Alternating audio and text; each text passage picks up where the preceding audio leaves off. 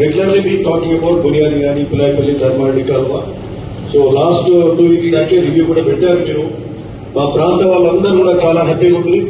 మీరు ఆ రోజు మరి అవన్నీ కూడా చూసి ఎస్టిమేట్స్ అంటే తొందరగా శాంక్షన్ చేయాలని కూడా చెప్పారు. మళ్ళా కూడా ఈ రోజు రివ్యూలో కూడా చేర్చారు కాబట్టి ధన్యవాదాలు. ఫర్దర్ టు ఈ సేమ్ కెనాల్ సిస్టమ్స్ లో తొందరగా శాంక్షన్ చేయాలని ఒకటి కోరుతూ, ఎందుకంటే పొల్యూటెడ్ వాటర్, మూసీ వాటర్ దాంతో రైతులు వ్యవసాయం చేసుకుంటున్నారు. మీరు మరి దాన్ని శాంక్షన్ చేస్తూ సంతోషం. ఇది సేమ్ సిస్టమ్ లా, సేమ్ కెనాల్ సిస్టమ్ లా సిఐ గారు కూడా ఇక్కడ ఉన్నారు. మా పిలాయిపల్లిలో మండలంలో equivalent irrigation by Alinagar canal అని ఉన్నది. ఆల్మోస్ట్ ఆ మండలం hardly we need 5-6 crores for that. దాని నుంచి అలీనగర్ కెనాల్ అని ఉంటుంది.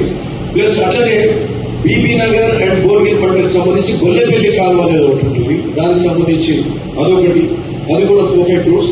దెన్ బునియాదిగారి కాలువ నుంచి మన బునియాదిగారి కాలువ ఇట్లా ఒల్గొండ మండలికి వెళ్ళిపోతుందో అక్కడ భీమలింగం కెనాల్, దానికి కూడా అడిషనల్ ఫండ్స్ పెడితే, ఎందుకంటే వీటితో ఎంత ఇరిగేషన్ అవుతుందో వాటితో అంత ఇరిగేషన్ అవుతుంది.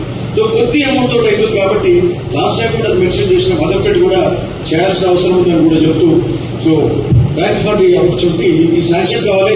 అడిషనల్ 1 ప్లే మంత్రి గారికి, మా భట్టిసారి గారు ఉన్నారు, డిప్యూటీ మంత్రి గారు, సీఎం గారు, మాకు మీరు మా బసవపురం ప్రాజెక్ట్ మీదకి మీరు పాదయాత్ర చేసారు.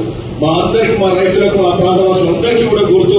మరి ఈ రోజు ఆ బసవపురం రిజర్వాయర్ లో భూములు కోల్పోయిన వాళ్ళు R&R ప్యాకేజ్ వాళ్ళ బాధ సార్. ఈ కెనాల్స్ కూడా నడిచారు. పోచంపల్లిలో కెనాల్స్ మీద నడిచారు.